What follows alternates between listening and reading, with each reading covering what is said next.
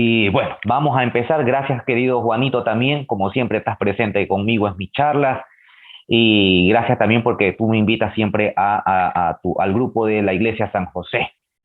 Bueno, empecemos entonces. Ahora sí con el tema. Es la segunda parte del tema de la demonología. Recordemos que la demonología es una rama teológica de la dogmática donde estudiamos al demonio. Cabe recalcar que el personaje principal, aunque la demonología estudia al demonio, es Jesucristo. Jesús es el centro de todas las ramas teológicas. Lo que pasa o lo que sucede es que el demonio forma parte de la economía bíblica y vamos a ahondar un poquito más en el personaje. Ahora, la demonología tiene una particularidad de que si bien es cierto, todas sus raíces se ahondan en la Sagrada Escritura, hay gran parte de ella que no está en la Biblia y que nosotros hemos tenido acceso a ella gracias a ese designio maravilloso de Dios que es y que consiste en que nos ha dejado a nuestros santos sacerdotes exorcistas, que son ellos quienes van a enriquecer la demonología bíblica, la demonología católica. Ellos, así también como las revelaciones de los santos, de los místicos de la Iglesia Católica. Entonces, todo esto hace un conjunto para poder penetrar en el campo de la demonología de una manera mucho más amplia, ¿sí? Entonces, hay muchas preguntas que la gente se hace y vamos a responderlas. Yo aquí, como ustedes ya me conocen, hago esquema de preguntas y respuestas para no hacer una charla monótona y que de esa forma no se me aburra. Bien, me preguntan, Víctor, ¿qué sucede si un poseso muere antes de que el demonio salga? Bien, recuerden ustedes, y yo lo dije en una charla anterior, que cuando el demonio posee a un individuo, nunca posee su alma, sino solamente su cuerpo. Primer punto. Segundo punto. Hay ocasiones en las que el demonio entra en una persona, pero no necesariamente porque la persona lo ha buscado, se lo ha conseguido, es decir, ha abierto una puerta para que el demonio entre. Muchas veces son víctimas inocentes que no tienen la culpa. Prueba de ello vemos niños poseídos, niños de 6, 7, 8 años, niños, niñas, ¿no? Y ustedes se dirán, pues no ha cometido ningún pecado, no ha abierto ninguna puerta, ¿cómo queda poseído? Bueno, entonces, podemos darnos cuenta nosotros que no necesariamente hay que abrir una puerta, muchas veces son víctimas inocentes. Y eso sucede por los misterios inescrutables de Dios, que, como dice el apóstol Santiago en el primer capítulo de su epístola católica, que Dios permite este tipo de eventos, ¿para qué? Para que ese espíritu que se encuentra en constante ejercicio, en constante tentación, alcance a sí mismo la perseverancia y la perfección espiritual. ¿Ya? Y no solo eso, sino para que estas personas que están poseídas sirven de canal, sirven de medio para santificar todo el entorno que rodea. Entonces, si una persona ha quedado poseída por el demonio, pero no es su culpa, esa persona está en gracia de Dios, ¿sí? No estoy diciendo que sea santa, que no cometa pecado, que no esté en un pecado, pero estará en un pecado venial, no mortal. Y en ese sentido, el demonio no puede afectar a su alma. Y si esa persona fallece, vamos a suponer, no porque el demonio la pueda matar, indudablemente el demonio no puede matar a un individuo, pero si fallece por un estado de salud física que ya haya tenido o por un accidente que puede suceder y está poseída, no necesariamente esa persona está condenada. ¿Qué pasa con el demonio? Sale de ese cuerpo, ¿sí? E irá en busca, o tratará de ir en busca de otro, o sencillamente deja de actuar. Pero la persona sí murió estando poseída y no fue su culpa, sencillamente entrará en ese estado espiritual que nosotros llamamos purgatorio para la purificación como cualquier individuo más común y corriente. ¿Ya? Entonces no necesariamente tiene que quedar condenado ni nada por el estilo ni nada de esas cosas. ¿Ya? Bien. Eh, ¿Pueden los posesos matar o matarse? Esta pregunta va relacionada con la que acabé de hacer. Verán, el demonio puede inducir mediante la influencia que puede ser muy asidua, permanente, ¿sí? A que la persona se suicide o también que cometa un acto de homicidio, que trate de asesinar a alguien, le puede tentar. Pero de ahí a que el demonio mate a la persona, eso no puede pasar. Es decir, la persona que está siendo poseída, que evidentemente está siendo afectada incluso psicológicamente, puede ser presa del demonio ambos, para cometer ambos eventos, pero como dice la Sagrada Escritura, ninguna tentación puede ir más allá de vuestras fuerzas.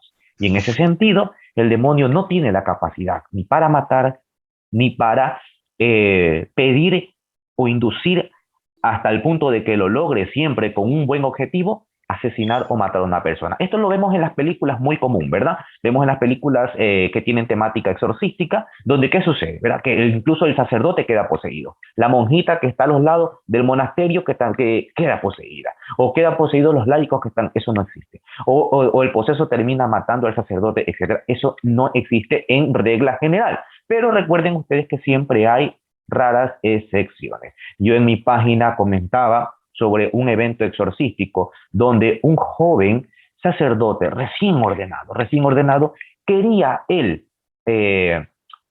formar parte o luchar a diario con el demonio, es decir, llevar a cabo este ministerio. ¿Y qué sucede? Que no hizo caso a las reglas que le dijo el exorcista experimentado. No te acerques demasiado, no respondas a lo que el demonio te insinúe. Bueno, no hizo caso, se acercó, el poseso, que era un muchacho con una tremenda fuerza sobrenatural. ¿De dónde era el señor este? Con una fuerza sobrenatural característica. No sé si alguien puede apagar el audio, está prendido. Con una fuerza sobrenatural, ¿verdad? Como lo dice la misma escritura, ¿qué sucede? Que agarró al padre de su sotana, ¿verdad? Lo estrelló contra la pared. El padre terminó hasta con la cadera fracturada, ¿sí? Entonces son cosas que pueden suceder en un exorcismo, ¿sí? Pero de ahí a que el demonio tenga la capacidad para matar a alguien, eso no pasa, porque sencillamente nuestro Señor protege a sus sacerdotes, protege al equipo de laicos que están luchando en ese momento, porque no crean que solo lucha el sacerdote exorcista, no, todos están luchando en ese momento. Todos los laicos también luchan contra el demonio en ese momento mediante la oración. ¿Bien? ¿Pueden las almas de los condenados poseer? Bueno, la respuesta es sí. Y esto se ha podido observar, atestiguar, ¿verdad? Mediante los casos de exorcismos que revelan los sacerdotes exorcistas. Sí, hay casos. Además, hay revelaciones de personajes místicos, beatos y santos, que manifiestan haber tenido profecías escatológicas y donde pueden ver incluso al demonio, a seres almas condenadas poseyendo individuos. ¿Sí? Clárense en una cosa, ninguna persona, por muy perversa que sea, que esté en el infierno, se convierte en un demonio. Eso no sucede. En realidad sigue siendo un individuo, el demonio sigue siendo demonio. ¿Sí? Aunque lo que sí pasa es que esta alma está condenada y está ligada al demonio porque ambos están condenados en el mismo estado espiritual llamado infierno. ¿Ya? Entonces, una alma condenada del infierno sí que puede poseer. Sí se han visto esos casos, eso está registrado en los libros. ¿Qué es el maleficio? Como su nombre lo dice, es un oficio para hacer el mal. ¿Sí? Un individuo solicita por medio de un medium o santero, ¿verdad?, para cometer un mal hacia una persona. Entonces, ¿qué es lo que hace el medium o santero, o hechicero, o brujo, como le queramos llamar? ¿Qué es lo que hace? Invoca al demonio para que éste pueda, o sea, el demonio con su poder sobrenatural, hacerle el mal hacia una persona. ¿Sí? Eso se llama maleficio. Lo contrario es el hechizo, que es exactamente lo mismo en el sentido de que también hay invocación demoníaca, pero para hacer un bien, entre comillas, para hacer un bien, ¿no? Como por ejemplo, un hechizo para un amarre de amor, un hechizo para conseguir trabajo, etcétera, etcétera, en la que no se hace daño a nadie, pero al fin y al cabo sigue siendo un pecado mortal, porque a quien estás recurriendo es a un medio que solicita ayuda o intervención del maligno. ¿Qué es una circundatio? Forma parte de la fenomenología en la que el demonio puede actuar, ¿sí?, de forma interna o externa. Es decir, hay una circundatio externa, una circundatio interna. ¿Qué es la circundatio? Es una asedia, es una forma en la que el demonio asedia a un individuo, ¿sí?, para atacarlo constantemente. Sí, vamos a poner sencillamente un ejemplo, ¿no? Cuando vemos en la selva, ¿no? Vamos a suponer, qué sé yo, una cebra está siendo asediada por una manada de leones. Esa es una seña, ¿no? Entonces, varios demonios o uno solo puede asediar a un individuo de forma interna o externa para cometerle un mal. De forma interna, pesadillas, en las noches, lo que llamamos, por ejemplo, la noche del demonio, ¿verdad? Insinuaciones aberrantes de carácter sexual, etcétera, etcétera, voces, ruidos, etcétera.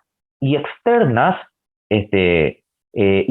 como por ejemplo las manifestaciones de infestación demoníaca, donde el demonio ejerce actividad sobre las cosas y los lugares. Casas infestadas, objetos que se mueven, ruidos extraños, olores extraños en la casa, eso, y de esa forma el demonio puede actuar.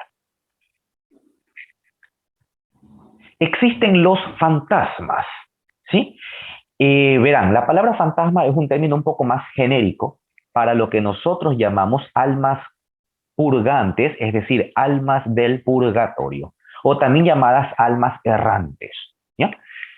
¿Qué son estas? Son almas de individuos, de personas que no están condenadas, pero que tampoco están gozando de la acción beatífica de Dios, es decir, del cielo, sino que se encuentran en ese estado de purificación. Y Dios, ¿verdad? Por motivos que solo Él, en su inmensa sabiduría, ¿verdad? Concibe que estas almas de personas se manifiesten para dar un mensaje o sencillamente para que uno ore por ellos.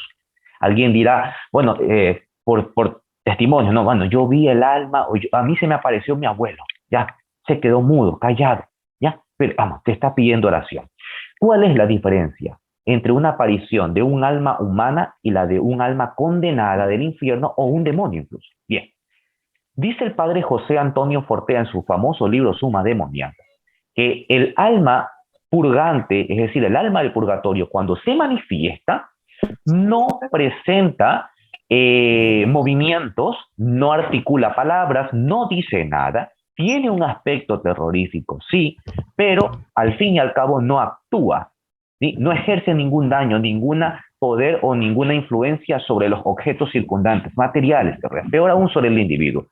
Se hace asustar y desaparece como tal, ¿ya? Pero en cambio, el alma condenada y los demonios cuando aparecen, estos sí que se van a manifestar desde el punto en que uno puede observar cómo actúa el demonio, ¿sí? Y recuerden que cuando el demonio actúa nunca es estático, nunca se queda con lo mínimo que es una infestación. Va a querer llegar a su punto máximo de maldad, que es la posesión del individuo como tal, ¿ya? Entonces, esa es la diferencia a breves rasgos entre un alma purgante, es decir, del purgatorio, y un alma condenada en el infierno. Estas almas errantes o purgantes muchas veces incluso han sido fotografiadas. Hay fotografías donde aparece un individuo ahí, ¿no? Puede ser un alma. Permiso. Sí, sí. Minerva y José Quintero, por favor, si me ayudan y nos apagan el audio. Sí, disculpen. Y ahora preguntan todo lo que quieran. Bien, ¿qué es un mandatum? ¿Qué es un mandatum? Y cuidado con la confusión. Un mandatum es una oración que hace un individuo común y corriente, no importa si es laico, ¿sí? Que hace de una forma ya sea interna o externa, es decir, exteriorizándola, bueno, puede ser en la mente o lo puede decir en voz alta, directamente hacia el demonio, atentos, ¿sí? Pero atentos, no es un exorcismo. ¿Por qué? Porque el demonio no está poseyendo a nadie, sencillamente me está influenciando. Les voy a poner un ejemplo. Estoy tranquilo en mi casa y en ese momento me viene a mí unos pensamientos de, qué sé yo, alguna perversión. Por poner un ejemplo, el demonio de la lujuria, le decimos así, ¿no? La tentación de la lujuria, del alcohol, de la drogadicción, etcétera, etcétera. En ese momento, ¿qué podemos hacer? ¿Qué es el mandato? Hago una oración que no necesariamente tiene que ser escrita, es decir, no es una oración específica, es lo que te venga de tu mente y de tu corazón. Señor Jesús, por tu bendito nombre, yo le ordeno al demonio de la lujuria que te alejes de mí. Esta oración hecha con fe, con convicción, ¿sí? Y al mismo tiempo con fuerza, con autoridad hacia el demonio, ejerce muchísimo, muchísimo poder. Eso no quiere decir que las tentaciones nunca más van a volver a aparecer. Es más, se necesitan de las tentaciones para nuestra evolución diaria. Pero en ese momento es muy eficaz. Y repito, no es un exorcismo porque nosotros no estamos actuando frente a un endemoniado, frente a un poseso. Me dirijo al demonio, sí, directamente, pero no hay posesión, no hay exorcismo. Esto es totalmente válido.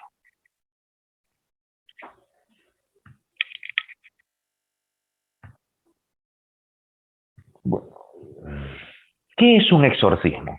La palabra exorcismo, ¿sí?, es una palabra griega cuya traducción sería conjurar. Así es sencillo. Es una orden, un mandato que se le da o que le da el sacerdote directamente al demonio como tal. ¿Ya? Entonces, es por eso que el laico, dentro de la religión católica, no tiene la autoridad para hacer este tipo de eventos que es el exorcismo. Y el exorcismo, ante todo, es un sacramental, no es un sacramento, por si acaso. Es por eso que por encima del exorcismo siempre estará el sacramento de la confesión. ¿Sí? Porque este es un sacramental. Eso es un exorcismo. ¿Sí? El exorcismo puede ser ritual, puede ser no ritual. ¿Sí? El ritual es cuando el exorcista utiliza el famoso libro del ritual romano, no ritual cuando no lo utiliza y empieza a exorcizar con su autoridad que Dios le ha dado. Y aquí vale una pregunta. ¿El bautismo es un exorcismo? No, hoy día no. Antes sí que lo era. Y digo antes en los inicios del cristianismo, ¿por qué? Porque ¿quién se convertía a la iglesia? Los paganos. Los paganos, ya sean estos gentiles, ya sean judíos que se convertían al cristianismo, pero más que todo el mundo pagano que idolatraba cualquier cantidad de dioses, que hacían prácticas abominables. Cuando se convertían al cristianismo era necesario exorcizarlos. Hoy día ya no. Entonces, la oración que hay, que a veces decimos que es una oración de exorcismo, en realidad no lo es porque no hay auténtica posesión como tal. No hay. No se está conjurando al demonio. Es más, si hay oración de súplica a Dios, sí hay una oración de mandato al demonio, pero no hay exorcismo como tal. No hay posesión. ¿Sí? Bien. Continuemos.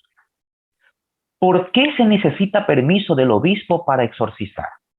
Es necesario. Antiguamente eso no se hacía. El sacerdote simplemente lo hacía. Hoy se necesita para regularizar, ¿verdad?, la importancia que tiene el exorcismo y evitar exageraciones, evitar malentendidos. ¿Sí? Es necesario porque el obispo tiene que estar al tanto de lo que sucede por si llegan a acontecer eventos desagradables. ¿Sí? La enfermedad del individuo se agrava e incluso la muerte por una enfermedad. Ya se han visto casos de sacerdotes que han incurrido, que han sido juzgados desde el punto de vista penal por estos eventos. Entonces es necesario siempre la autoridad eclesiástica para que ella esté al tanto de las autorizaciones, indague con el exorcista los casos, porque los casos, al menos en la Iglesia Católica, nunca son tratados de manera somera o superficial. Hay que analizarla y si es necesario utilizar un equipo multidisciplinario científico como lo es el médico, el psicólogo, etcétera, etcétera, todo eso en conjunto permitirán permitirán que este evento tenga como resultados finales bastante favorables y deseados además. ¿Qué hacer en caso de una absoluta ausencia del exorcista? Bien. Normalmente a un sacerdote le puede decir, bueno, hay que buscar, tienes que buscar así hasta el fin del mundo, pero buscar uno. Pero lo cierto es que hay lugares donde de verdad nunca los hay. ¿Sí? Lugares de misiones, en los lugares más profundos, rurales, donde no lo hay. Y si hay un sacerdote, probablemente no tenga ni tiempo de las tantas parroquias que tienen que trabajar y verdaderamente se descuidan estos casos. Entonces, ¿qué suelen hacer las personas? ¿Sí? Cuando ya se ven verdaderamente acorraladas y al mismo tiempo, lamentablemente decirlo, se ven sin la ayuda de la iglesia, entonces, ¿qué hacen? Buscan las iglesias evangélicas o lo que es peor, buscan los brujos, los santeros para que los, entre comillas, liberen de estas posesiones demoníacas. En realidad terminan agravando porque el mal no puede sacar al mal. Jesús mismo dijo, Satanás no puede sacar a Satanás mismo, porque si no su reino se desmoronaría. Entonces, ¿qué es lo que debe hacer? Uno, hay oraciones específicas. El padre José Antonio Fortea, en su libro, por ejemplo, pone unas oraciones que pueden hacer los laicos, atentos, para exorcizar a una persona. Sí, lo dice él, para exorcizar, y eso sí es un exorcismo real, pero atentos. En casos extremos, donde ya se ha agotado todos los recursos, donde ya no hay ningún sacerdote y esa persona está padeciendo por el demonio, ahí el laico más preparado, ¿verdad? Puede acceder al exorcismo. ¿Sí? Repito, en absoluta ausencia, bajo ningún concepto estoy diciendo que el laico puede exorcizar porque tenga la autoridad para hacerlo. No es así. ¿Sí? En absoluta ausencia, que quede claro. ¿Puede un animal estar infestado? Sí, la respuesta es sí. Sí. El padre Corrado Balduzzi en sus libros, él ha manifestado algunos ejemplos de animales que han estado infestados por demonios y que él ha tenido asimismo que recurrir a los exorcismos en estos animales. ¿Sí? A veces los maleficios que se dirigen hacia un individuo en concreto, por voluntad divina, terminan siendo desviados, por así decirlo, y resulta que a veces pagan la culpa a veces estos animalitos, gatitos, perritos, que suelen ser quienes a veces canalizan el mal que nos tratan de hacer a veces, ¿no? Entonces, la actitud no común de estos animalitos frente a elementos raros, extraordinarios, malévolos que yo veo en mi casa, me pueden a mí permitir inducir a que algo está afectando también al animalito y también necesita ayuda. No tener vergüenza de decirle a un sacerdote exorcista, mi animalito también está padeciendo por esto, él va a ayudar seguramente. ¿Sí? Es cierto que el demonio se venga de los exorcistas, de los laicos, de los demonólogos, de Víctor Gamboa, por ejemplo, por estar aquí enseñándoles a ustedes. El demonio, claro que tratará de hacerlo, eso es indiscutible, pero siempre o casi siempre Dios nunca se lo permitirá. Nunca, nunca. ¿Por qué? Porque la justicia divina permite entender de manera lógica y objetiva que si nosotros trabajamos para el reino de Dios y luchamos contra el maligno, pues el Señor no nos va a abandonar jamás. Nunca. Pero es necesaria también a veces las pruebas, las tentaciones. Es necesario a veces. Entonces sí nos ha pasado. Sí, son cosas que no son o no llegan a cosas mayores, pero que uno los puede sobrellevar precisamente para intensificar la oración o el estudio incluso. Ah, no, sí, eso quiere decir que te está doliendo lo que yo hago, eso quiere decir que voy por buen camino, pues con más razón seguimos entonces enseñando estas cosas de la demonología, que es muy importante en un mundo donde hoy en día cada vez al demonio se lo relativiza más y se lo hace, y se lo pasa como una simple realidad, entre comillas, abstracta, donde en realidad es el mal en el mejor de los casos. Es cierto que durante el exorcismo el poseso revela los pecados del exorcista y demás miembros. Yo publiqué asimismo en mi página un caso donde el demonio reveló efectivamente un evento de un laico que se encontraba ahí. Entonces, ¿puede hacerlo el demonio? De querer hacerlo, claro que sí. De poder hacerlo es otra cosa. ¿Sí? Dios asimismo protege la integridad de sus sacerdotes, de sus laicos, de sus ministros. Entonces, aunque el demonio quiera hacerlo, Dios no se lo va a permitir. Además, recordemos que el demonio es el príncipe de la mentira. Y durante los exorcismos va a vociferar muchas, pero muchas mentiras que no hay que creerlas como tal. ¿Sí? Entonces, no importa quién sea el sacerdote, puede ser el mejor santo sacerdote o puede ser un exorcista de hindú, de quizás un poco de no muy reputable estima, al fin y al cabo, es el ministro que Dios ha elegido para realizar el exorcismo y Dios lo va a proteger siempre. Y asimismo a todo el equipo de laicos. Pero es necesario para algunos de ustedes que quizás estén en este ministerio, siempre confesarse antes de ayudar en el ministerio del exorcismo. Confesarse siempre. Bueno, esta pregunta es obvia. ¿Quiénes pueden exorcizar? Ya sabemos la respuesta, ¿no? ¿Existe el exorcismo fuera de la Iglesia Católica? Esta es una pregunta controvertida porque cuando yo respondo que sí, muchos se molestan, principalmente apologistas católicos que me dicen, no, Víctor, ¿cómo tú vas a decir eso? Si en las Escrituras dice clarito que Dios le dejó el poder de exorcizar solo a los apóstoles y por imposición de manos, disolución apostólica, esa autoridad solo la tienen los obispos, por consiguiente solo los sacerdotes católicos y nadie más puede hacerlo. Bien, la respuesta es que sencillamente sí puede haber exorcismo en otras iglesias, e incluso iglesias protestantes. Dicho de otro modo, ¿un pastor protestante puede hacer un exorcismo? Sí. Es más, me objetan y me dicen, no, es que eso no es un auténtico exorcismo, eso solamente es una liberación. No, sí es un auténtico exorcismo. ¿Tiene validez? ¿Tiene eficacia? Sí. ¿Qué es lo que hace que ese exorcismo tenga eficacia? La fe en Jesucristo. Recuerden ustedes un pasaje bíblico del Evangelio según San Juan, donde se encontraban unos individuos que no formaban parte del grupo de los 12 expulsando demonios. Uno de ellos le va a decir al Señor, Señor, ¿qué hacemos? Se lo impedimos, no forma parte de nosotros. Y el Señor que le dijo, no se lo impidan, pues si está expulsando demonios en mi nombre, es porque está de mi lado. Entonces, vamos, estoy parafraseando en realidad, ¿no? Así el texto bíblico, de otras palabras, pero ese es el mensaje que nos da el Señor. Entonces, si este pastor de muy buena fe, ¿sí?, que cree en Jesucristo y que está utilizando el bendito nombre y sagrado de nuestro Señor Jesucristo, las Sagradas Escrituras, para ayudar a un individuo que se encuentra quejado del demonio, lo hace con fe, con amor, de caridad al prójimo, por supuesto que el Señor va a actuar. Por supuesto que sí. Dice el Padre Fortea que el Señor, en las cosas más necesarias de la vida y más urgentes de la vida, como en este caso en una posesión, no pone demasiadas limitaciones. ¿Sí? Pero también es cierto que los pastores no tienen la debida formación y es ahí que van a incurrir en la gran mayoría de los casos en falsas posesiones. Normalmente el pastor, pues en todos los casos, él cree que es una posesión y a todos quiere exorcizar y no es así.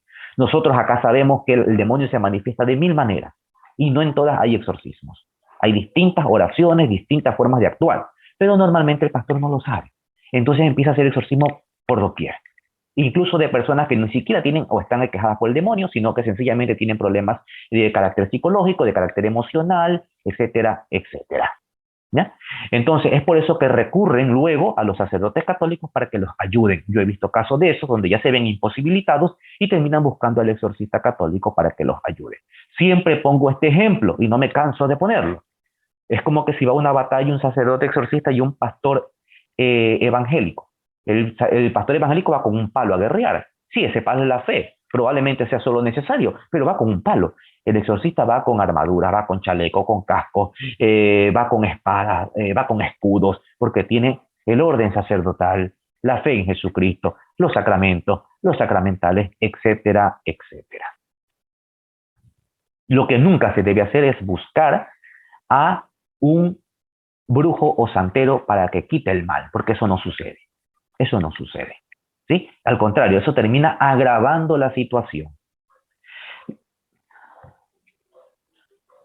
¿Cómo se sabe cuando un demonio ha salido del cuerpo de un poseso? Bien, cuando el demonio ha salido, una vez que el exorcista lo ha conjurado, que el exorcismo puede durar 1 minuto, 2 minutos, 3 horas, 1 mes, 2 años, 5 años, etcétera, etcétera, eso solo depende de la voluntad de Dios. Se sabe porque ya no actúa. Eso es lógico, ya no actúa en la presencia del individuo. Hay momentos que cuando el demonio está poseyendo, el entorno es muy frágil y podemos percibir todavía su presencia. Oscuridad, malos olores, energías negativas, etcétera, etcétera. Pero cuando este no está, todo vuelve a la normalidad. ¿Sí? Y una de las características es que cuando el demonio sale, hay siempre un agitamiento. No es que sale y el exorcista no se da cuenta. Bruscamente hay un agitamiento, se va, se le empieza o se le sigue orando a la persona y actuará de la manera más natural. Entonces el exorcista experimentado dirá, bueno, ya no está, con seguridad que ya no está. ¿Sí? Y a partir de ese momento tiene que empezar todo un proceso catequético, espiritual, para que el individuo se acerque más al Señor, rectifique los problemas y eventos que permitieron quizás esta posesión y de esa manera pues no volver a caer en las garras del maligno.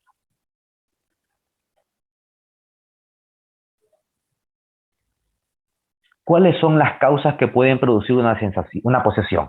Hay las causas que yo les llamo causas voluntarias y las causas involuntarias, ¿no?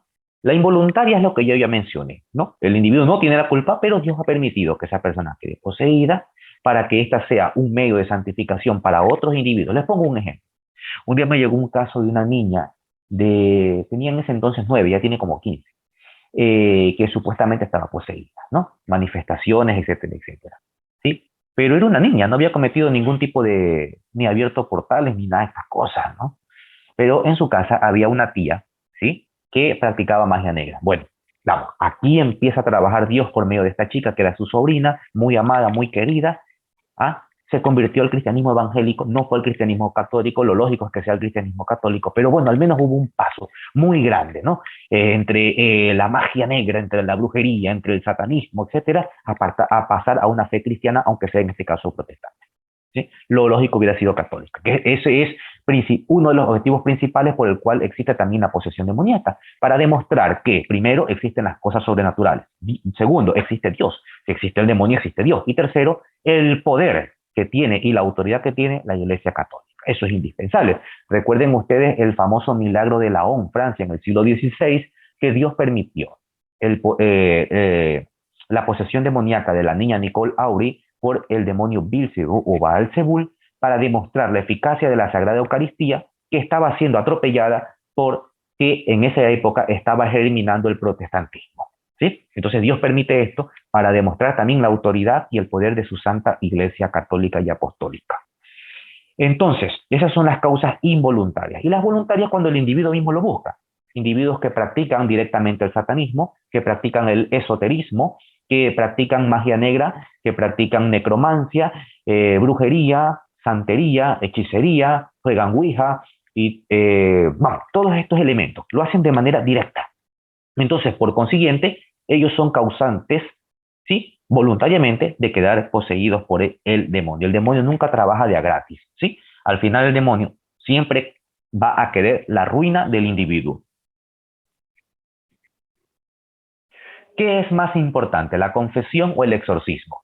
Ya lo dijimos, si el exorcismo es un sacramental y la confesión es un sacramento, ¿qué es lo más importante? La confesión, ¿sí? Porque en la confesión uno se libera del pecado, que es la causa muchas veces de las posesiones. Entonces, es por eso que durante un exorcismo siempre va a haber una confesión, siempre, ¿sí? El individuo que se encuentra, verán, una cosita que quisiera, y ahora no me había percatado, y perdón que haga un paréntesis, ¿sí? Yo no me dejo sugestionar fácilmente del maligno, ¿sí? Pero me he dado cuenta de una cosa, no sé si ustedes se han dado cuenta que a cada rato me vengo rascando esta parte de la nariz. Eso no sucede en mi vida, no es que tengo un tic, pero cada vez que doy una charla sobre el tema demoníaco, me pica esta parte de la nariz. Pero bueno, son cosas del oficio de un demonólogo, ¿no? Bien, entonces, evidentemente la confesión es mucho más importante, porque en ella encontramos la reconciliación con el Señor y no hay nada más.